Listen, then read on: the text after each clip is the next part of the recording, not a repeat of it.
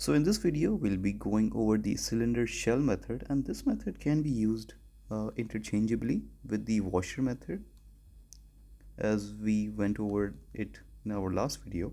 So you can check that out video before watching this video, and let's see what two cases do we have. So first case is we are rotating against the y-axis. So a cylinder will look something like this, and we have infinite number of cylinders in the shape or volume that we are trying to find. And the formula for this is integration from a to b, and we'll discuss about the limits later onwards. 2 pi r, which is a function, x, rx, and then height, which is also a function, dx. Now the beauty of this is the main important thing is when we are rotating against the y-axis, you are supposed to integrate it according with dx. So the radius is in terms of dx, and the radius is right here. As I wrote it over here, let me change my color, actually it's more clear. So from the y-axis r, and the height is basically the height of the cylinder. And again, I'm mentioning this again, when we are rotating against the y-axis, you are supposed to integrate in terms of dx. So that is what separates the cylinder shell method from the washer method, as sometimes you might have, let's say, y is equal to 3x minus x squared, and when you want to do it through the washer method and you're rotating against the y-axis, this is very hard to convert this into x in terms of y, I mean to say, so something y, and you don't know how to do that. So this is what happened in our last video when we had a question which had this problem and we were rotating against the y-axis, so we had no other choice to use cylinder shell method instead of the washer method. And when we are rotating against the x-axis, let me draw that out. So we are rotating against the x-axis. A cylinder here would look something like this, and here this is the height. Let me change my color again. This is the radius, and this would be the height. And again, the same formula, but in terms of dy, and of course this would be y and this would be y. So let's look at how do we fit cylinders inside the shape that we have. So here we have a curve. So the original curve was something like this, and we were rotating it against the x-axis over here. So the reflection is this part, and now we draw the cylinder in terms of x on the x-axis. So this is one of these cylinders, and we have millions or infinite number of cylinders just like this one. So let me draw one more.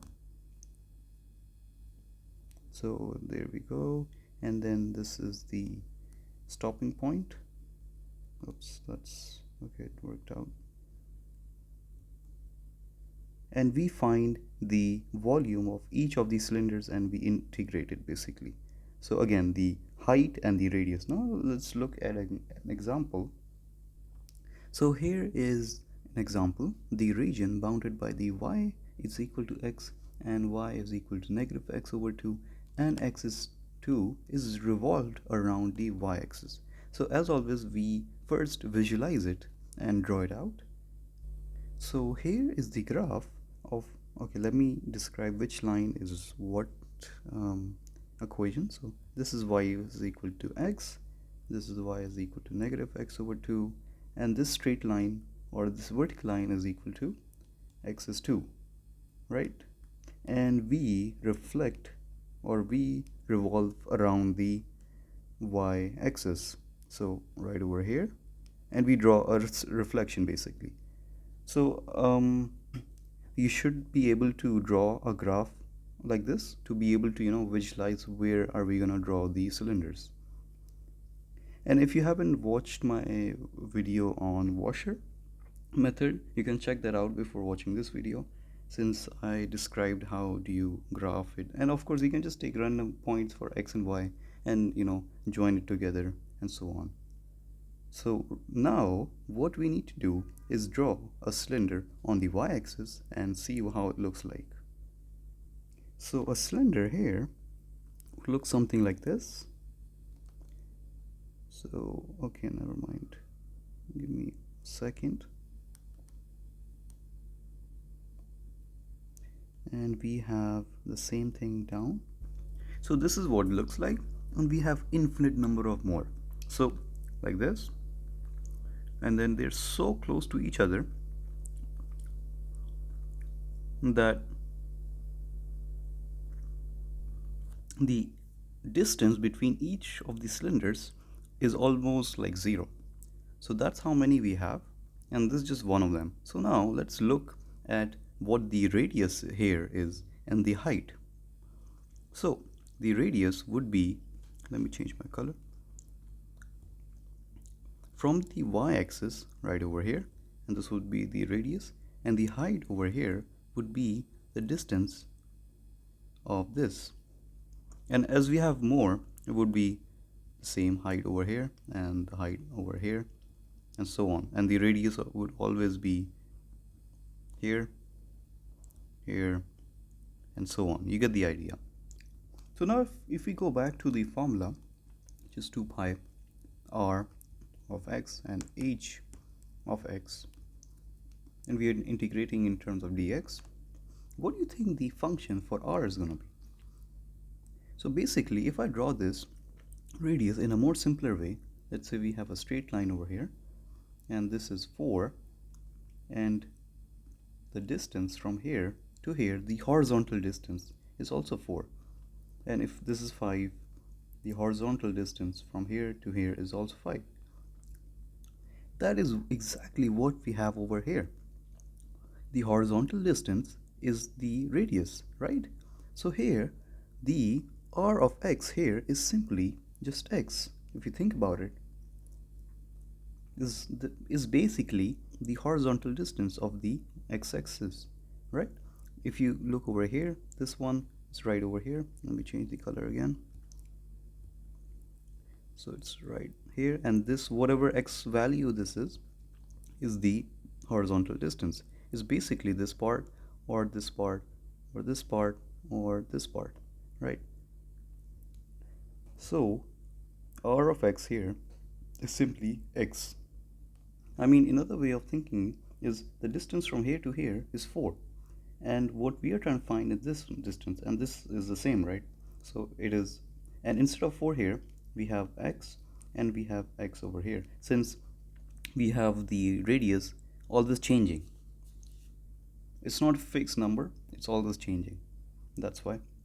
And of course, the cylinder, the radius of each cylinder is different or changing. So simply r of x here is going to be x.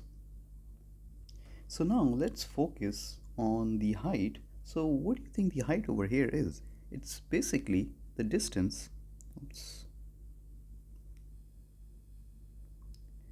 from the x is equal to, y is equal to x, and y is equal to negative x over 2, and it always stays that, the difference, I mean to say. So the distance here, the height, is basically the difference between the two lines. So here we are just adding the distance between the two lines, right? Which is going to be equal to x minus x over 2, and I'll explain why it is minus, which is equal to x plus x over 2. And now let's go over why it is like that. So let me just erase this and draw something. So let's say we have a line, this is 3, and this point over here is negative 2, and this is 0. And you want to find the distance of this entire thing, which is from negative 2 to 3. So what do you do over here? You're going to do 3 plus 2, right, which is equal to 5, which is the same case over here, but we have, instead of 3 and negative 2, we have two equations for the line, which is equal to y is equal to x and y is equal to negative x over 2. So that is exactly what we did here. And you notice that even if it's negative 2, I added 2 here, and that's exactly what I did over here. It's negative x over 2 but we still added x over 2 since we wanted distance, and distance cannot be negative. And here instead of 3 we had y is equal to x, and here instead of negative 2 we had y is equal to negative x over 2, and we added each of them. So x plus x over 2, which is equal to 3x over 2. So here we have both of the unknowns, which is r of x and h of x.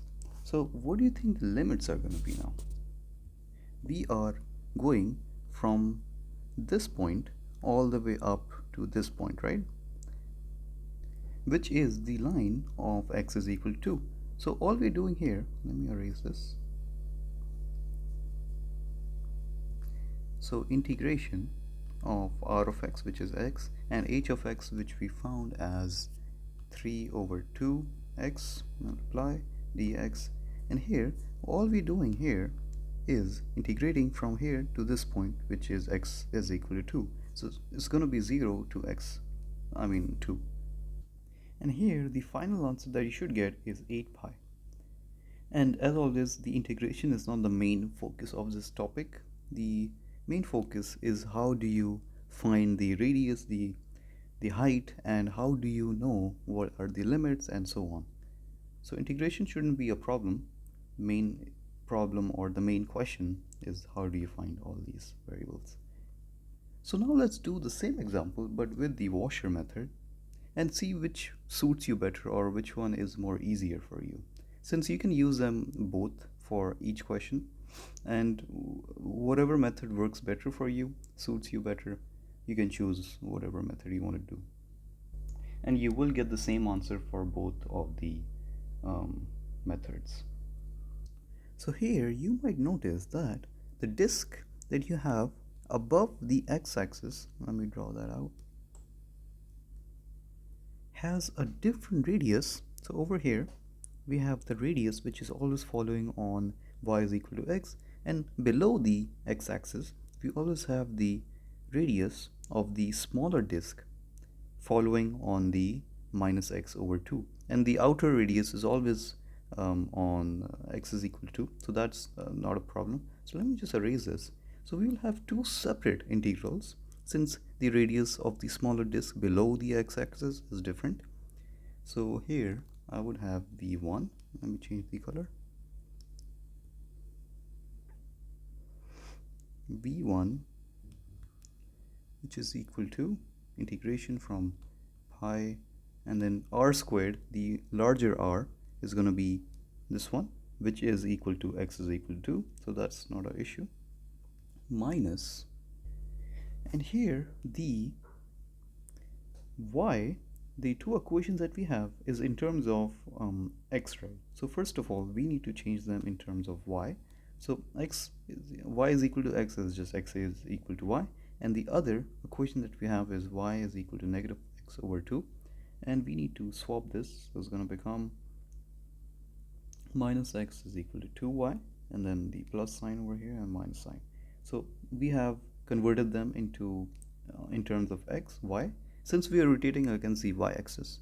And now we notice that the smaller radius inside is always landing on the line which is equal to y is equal to x. So we can say that the smaller radius here is equal to y squared, since in the formula it is rx squared, right? So don't forget that. So we'll have a square here, and that's it, and it's going to be in terms of dy. And now what about the limits? We are integrating from 0 all the way to this line which is equal to 2, which is x is equal to 2. So this limit is going to be 0 to 2.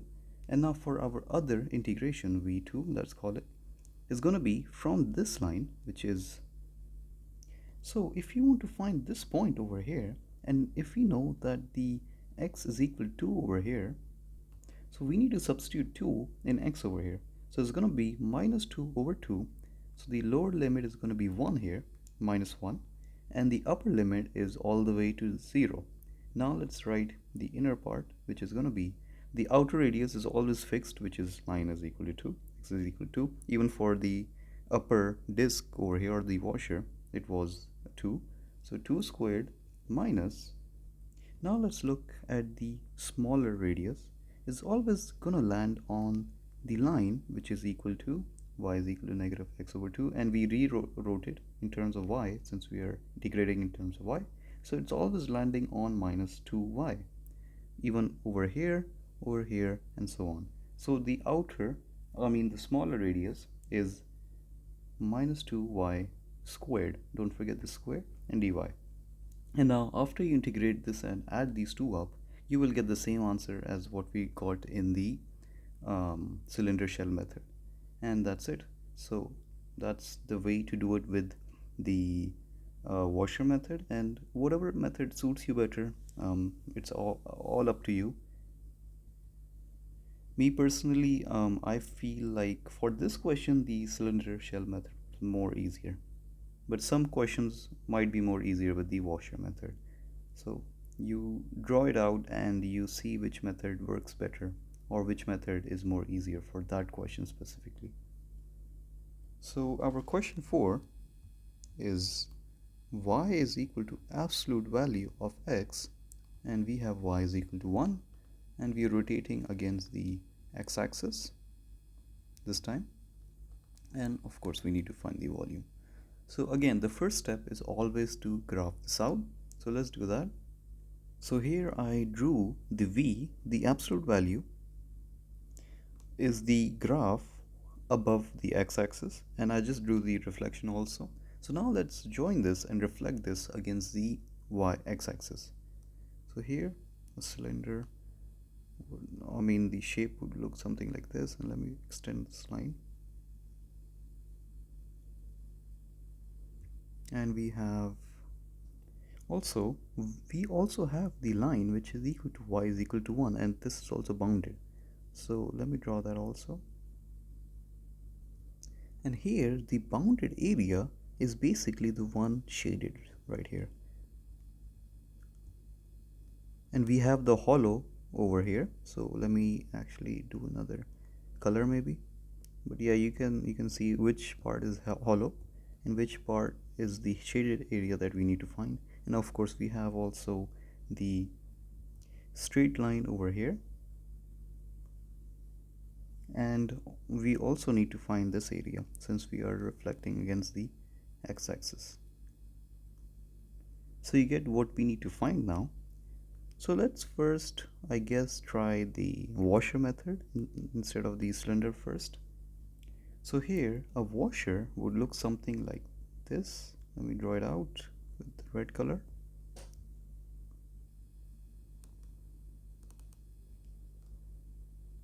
And the smaller washer inside would look something like this. This is the smaller disc or smaller washer inside is the empty part, and the part that we need to find is this part over here and this part over here, and that's it. So that's what a washer looks like. So here let's use a washer first, and let's look at the limits first. So first let's look at the limits. Is gonna be from this point to this point, right? And remember that we are rotating against the x-axis. So this point over here is -1, and this point is 1, since this is the line which is equal to y is equal to 1. So this point should also be equal to 1, which is actually equal to 1. So we know our limits now, like -1 and 1, and this is also in terms of dx. Now let's look at our outer radius, which is from this point down here, and it is always stopping or bounded by that line which is equal to 1, right? So our r of x, capital R of x here, simply going to be 1, and then remember that we have the squared, but here it does not matter. Now minus the smaller r, which is this point over here, this point over here, this, and we notice that it is always bounded by that line which is equal to y is equal to x. And what is this distance here? Is basically just going to be the line which is equal to x, right? Y is equal to x. So here is just going to be x, and we have the squared also. And that's it. Now we just integrate this and you will get some answer, and you can integrate it and find the answer. Now let's do the same question again, but this time let's use the cylinder method. So let me remove these. Now always remember that the cylinders has to be parallel to the axis that we are rotating. So a cylinder here would look something like this. So right over here, and then straight line, that wasn't a straight line, and then we have the closing. And let me actually change the color, and here is what a cylinder would look like. And remember, when we are rotating against the x-axis for cylinder, the equation should be in dy, so don't forget that. Now let's write the limits. So first let's go over the limits, which is going to be 0 to 1, and remember that we don't include the reflection, by the way. So we are starting from 0 and we are ending, which is 9 is equal to 1. So the limits are 0 to 1, and let me write 2 pi outside. Now we need the radius and the height in terms of y, sorry. So here, if I look at the radius, it's always going to be stopped by this line, which is equal to x is equal to y. And I said it in terms of y, since we are integrating in terms of y dy. So here, simply, the radius here is just going to be y. Since let's have a look over here. Let's say this point is 5, and we want to find the height over here, or let's say the radius. So what do you think the the y value of this 5 will be? Is just 5, right? Which in our case, we are writing y over here and we are finding r. So all we're doing here is just y, and it's always changing. For each cylinder, we have a different radius. So we have the radius as y. Now let's look at the height, and also a shortcut for always for any radius of any cylinder is either x or y. That's it. So in our case, it's y here. Now let's look at the height.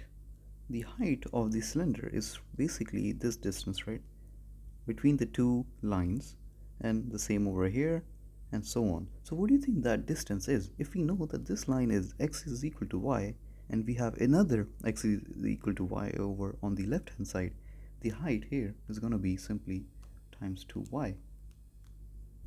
And that's because both of them are symmetric. So if this distance is y, this distance is also y.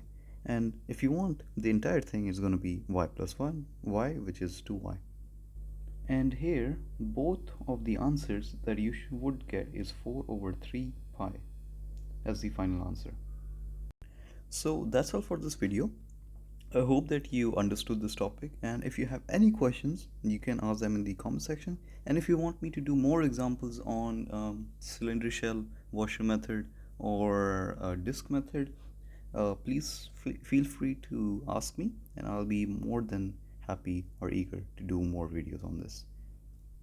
So thanks for watching, and I'll see you next time.